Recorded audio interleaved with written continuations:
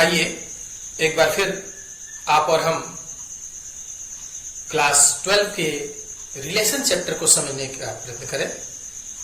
पिछले वीडियोज में हमने रिलेशन से रिलेटेड जो टर्म्स हैं और टाइप्स ऑफ रिलेशंस हैं उनके बारे में आपको विथ एग्जाम्पल समझाया है। अब यहाँ एनसीईआरटी के एक्सरसाइज 1.1 को सॉल्व करेंगे। सॉल्व करने के पहले आपको ट्रांजिटिव, रिफ्लेक्सिव और सिमेट्रिक तीनों टाइप के रिलेशंस को बहुत अच्छे से अपने दिमाग में रखना है। हम क्वेश्चन के साथ साथ आपको समझाते भी चलेंगे, लेकिन बेहतर ये होगा कि इस वीडियो को देखने के पहले इसके पहले वाले वीडियो को आप बड़े ध्यान से देखें, ताकि जो रिफ्लेक्सिव, सिमेट्रिक और ट्रांजिटिव रिलेशंस हैं उनके कंसेप्ट आपके क्लियर हैं। तो आइए क्वेश्चन फर्स्ट के पार्ट फर्स्ट में आपको एक सेट दिया हुआ है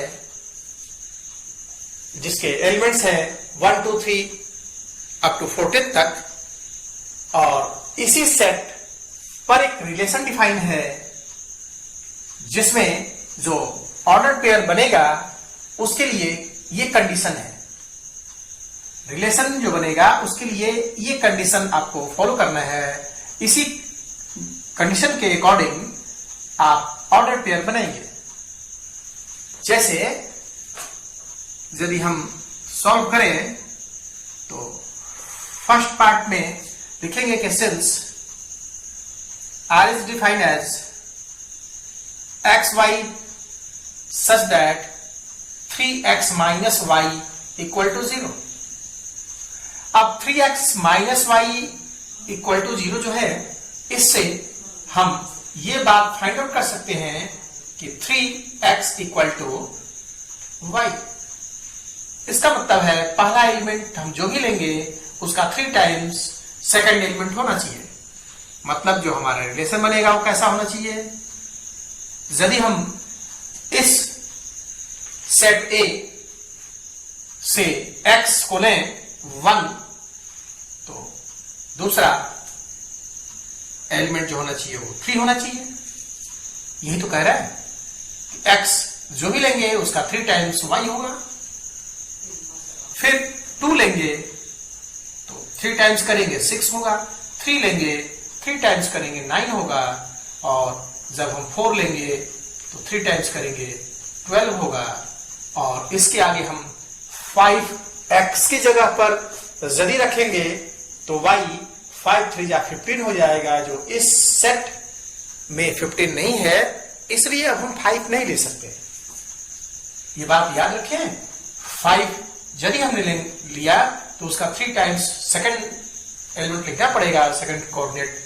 तो 15 तो इसमें है ही नहीं, इसलिए 3 5 जा 15 जो y को बिलोंग नहीं करता है, सेट A को बिलोंग नहीं करता है, इसलिए अब हम x की जगह पर 5 भी नहीं रख पाएंगे। आइए देखा जाए कि ये जो रिलेशन है वो रिफ्लेक्सिव है कि नहीं। आप याद करें, रिफ्लेक्सिव होने के लिए कंडीशन था कि जिस सेट के अकॉर्डिंग हम रिलेशन फॉर्म करेंगे तो उस रिलेशन में, इस रिलेशन में इसके प्रत्येक एलिमेंट खुद के साथ पेयर बनाना चाहिए। मतलब 1 1 चाहिए, 2 2 चाहिए, 3 3 चाहिए, 4 4 चाहिए, 5 5 6 6 14 14 तक। और यदि ऐसा नहीं है, एक का भी अपने साथ खुद के साथ पेयर नहीं बन पा रहा है, तो वो रिफ्लेक्सिव नहीं होगा। और यहां देखें, यहां तो किसी का भी नहीं बन रहा, कोई खुद के साथ पेयर नहीं बना रहा, तो ये रिफ्लेक्सिव होने का तो सवाल ही नहीं है। तो हम लिखेंगे कैसे इस बात को, लिखेंगे कि सिंस x x मतलब एक नंबर खुद के साथ पेयर नहीं बना रहा इस रिलेशन में, x x does not belongs to R, then therefore R is not reflexive.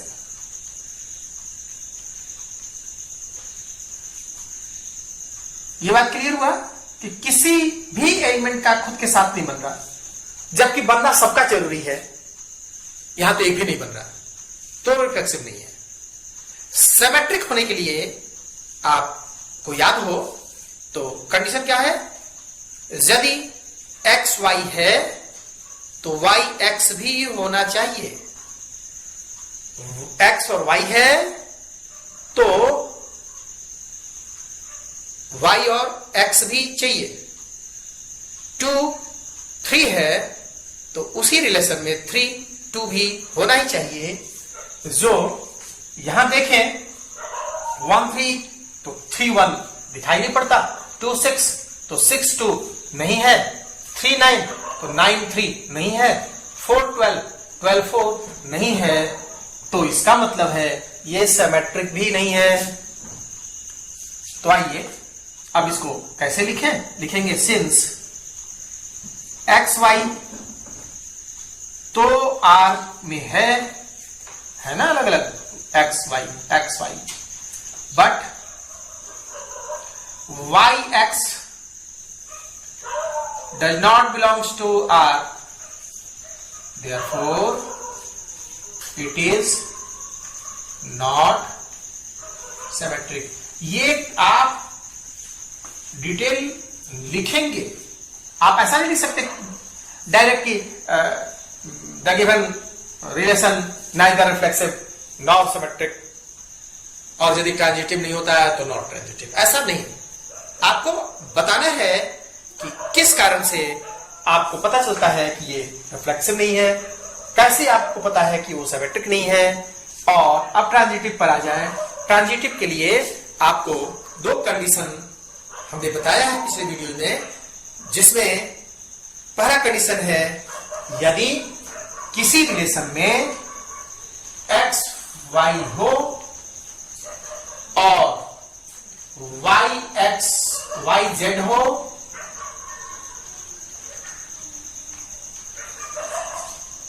मतलब एक ऑर्डर पेयर है, इसका सेकंड ऑर्डिनेट, जिसको वाई ऑर्डिनेट भी आप कह सकते हैं, वो किसी थर्ड के साथ पेयर बना रहा है, तो पहले पेयर के पहले एलिमेंट के साथ सेकंड के सेकंड का भी पेयर बनना चाहिए, ये आवश्यक है, तभी वो ट्रांजिटिव होगा।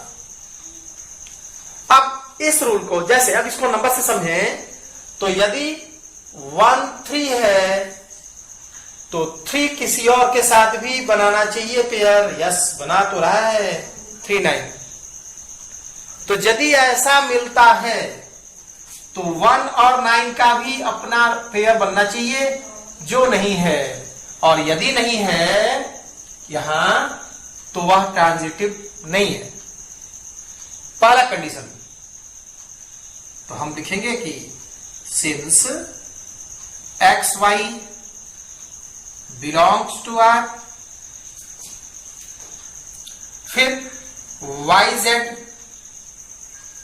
हम नंबर के साथ भी लिख सकते हैं ऐसा, और आपको समझने में हमको लगता है आसानी होगी। Since 1 3 belongs to R, again 3 9 belongs to R, but अब क्या लिखना है, 1 9 does not belongs to R, therefore it is not transitive।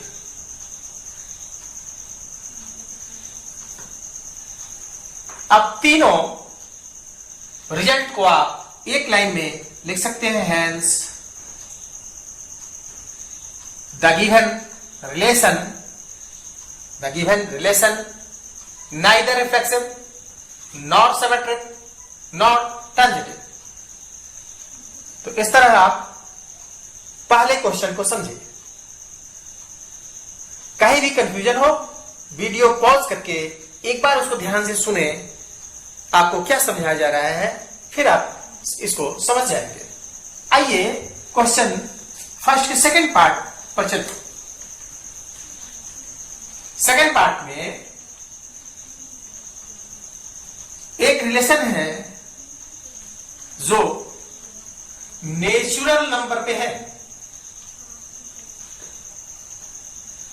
एक सेट है नेचुरल नंबर पे, नेचुरल नंबर का सेट है और उस पर एक रिलेशन डिफाइन है x and y such that y equal to 5 plus x, मतलब x प्लस 5। तो एक कंडीशन ये हुआ और एक दूसरा कंडीशन में दिया है कि हमको फर्स्ट जो ऑर्डिनेट लेना है, फर्स्ट पेयर जो लेना है, पेयर का फर्स्ट एलिमेंट वो 4 से छोटा होना चाहिए। अब नेचुरल नंबर में लेना है, 4 से छोटा लेना है, तो आप क्या क्या ले सकते हैं? 1 ले सकते हैं, 2 ले सकते हैं, 3 ले सकते हैं। नेचुरल नंबर 1 ही से शुरू होता है, तो आप लिखेंगे since R define as x y such that y is equal to x plus 5 and x is less than 4, तो जो रिलेशन बनेगा वो बनेगा। अब आप क्या क्या ले सकते हैं x के लिए? x की वैल्यू ले सकते हैं 1, 2 एंड 3, क्योंकि 4 से छोटा लेना है, याद रखेंगे। और हम यदि 1 लेंगे तो इस रूल के अनुसार 1 लिया तो ये रूल सेटिस्फाई हुआ। अब हम y के लिए इसको फॉलो करेंगे, x प्लस 5 मैंने उस पर 5 प्लस करेंगे तो क्या हो जाएगा 6।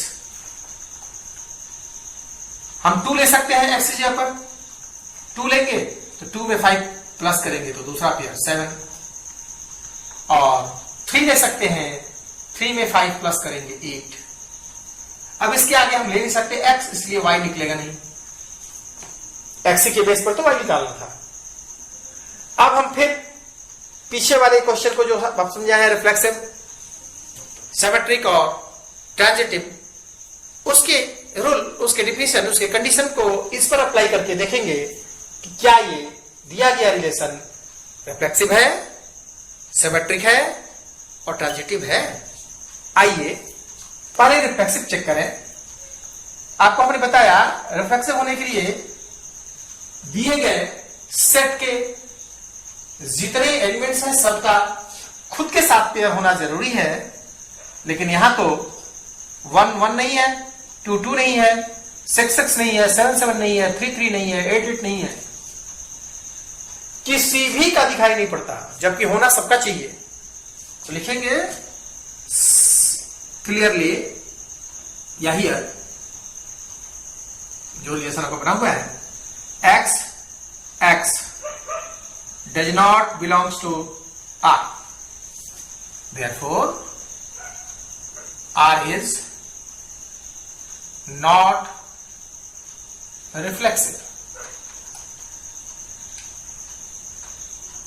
दूसरा सिमेट्रिक कंडीशन याद रखें, किसी भी रिलेशन को सिमेट्रिक होने के लिए यदि एक्स वाई उस रिलेशन का एक नंबर है, एक एलिमेंट है, एक्स वाई है तो वाई एक्स होना चाहिए। चेक करें, अब किसी को एक्स वाई, ये एक्स है ये वाई है, तो क्या वाई और एक्स है? नहीं है। 6 1 कहां है? इसको एक्स और इसको वाई समझे तो 7 और 2 चाहिए, क्यों नहीं है? इसको एक्स इसको वाई समझे तो हमको 8 3 चाहिए, नहीं है। मतलब लिखेंगे कि since x y belongs to R, x y belongs to R, but x y के फॉर्म में तो है, लेकिन वाई एक्स की फॉर्म में नहीं है, मतलब इसका उल्टा नहीं है। But y x does not belongs to R, therefore it is, या given relation is not symmetric। आप सबसे सुंदर जो भी सेंटेंस लिख सकते हैं वो लिखेंगे, कोई जरूरी नहीं है जो हम लिख रहे हैं वैसा ही हो, आप सुंदर क्लियर आंसर लिखेंगे। ट्रांजिटिव के लिए कंडीशन याद रखें। ट्रांजिटिव के लिए क्या कंडीशन था? 2 कंडीशन आपको हमने बताया। पहला, यदि एक्स वाई है, अभी आपको हमने बताया था, किसी रिलेशन में और वाई जेड है तो एक्स जेड होना चाहिए, तभी वो ट्रांजिटिव होगा। ये तीनों कंडीशन हो तो ट्रांजिटिव है। तीनों में यदि बीच वाला गायब है तब भी वो ट्रांजिटिव है। तीनों का 2 कंडीशन ये दिखाई पड़े तो ये होना चाहिए, तब वो ट्रांजिटिव है, पहला कंडीशन।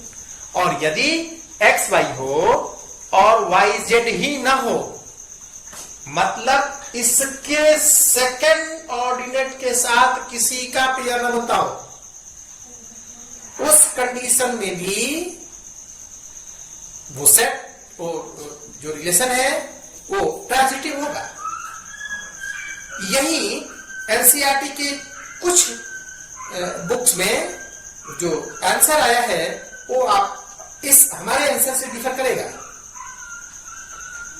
तो जहां अब आइए देखा जाए उसको यहां लगा के कि ये ट्रांजिटिव हो रहा है कि नहीं हो रहा। एक्स वाई तो हम किसी को ले सकते हैं, एक्स वाई। क्या वाई जेड है? 6 के साथ किसी का पेयर बन रहा है? नो। 7 के साथ किसी का पेयर बन रहा है? नो। 8 के साथ किसी का पेयर बन रहा है? नहीं। तो यदि ये कंडीशन ही फुलफिल ना हो रहा हो तो उस परिस्थिति में दिया गया रिलेशन ट्रांजिटिव होता है।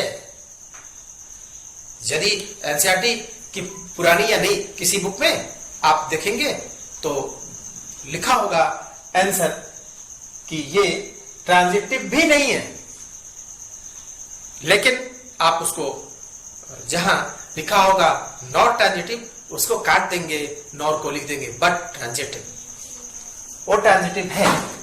देखें कैसे लिखेंगे? लिखेंगे सिंस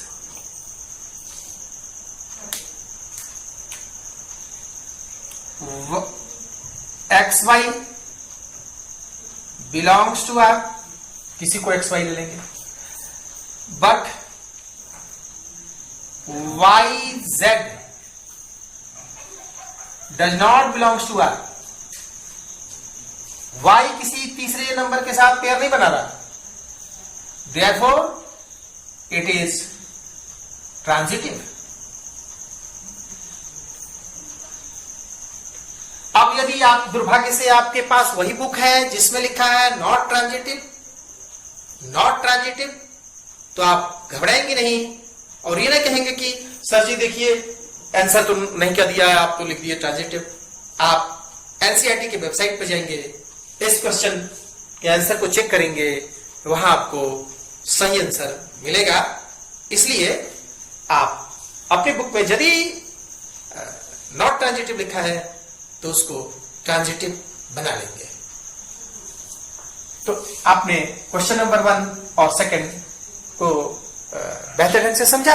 आपको समझने में यदि अभी परेशानी हो रही है तो थोड़ा सा रुक के इसको सुनेंगे, देखेंगे और उसको थोड़ा सा चिंतन करेंगे। ये पूरा जो एक्सरसाइज है रिलेशन फंक्शन का और सेट से, ये सभी लॉजिक पे बेस्ड एक्सरसाइज हैं। और आपकी जानकारी के लिए बता दें कि आप मैथ्स पढ़ रहे हैं तब तो ये चैप्टर पढ़ ही रहे हैं, सेट रिलेशन और फंक्शन। लेकिन जो बच्चे मैथ नहीं पढ़ते हैं, फिलॉसफी पढ़ते हैं, उनको भी 11th में लॉजिक पढ़ना है और लॉजिक में ये पूरा चैप्टर है। इसका मतलब है इसका रिलेशन कहां से है? लॉजिक से है। थोड़ा सा तर्क शक्ति का प्रयोग करेंगे, तार्किक बनिए और फिर सारे सवाल आपको समझ में आएंगे। अगले वीडियो में आगे के क्वेश्चन आप समझेंगे।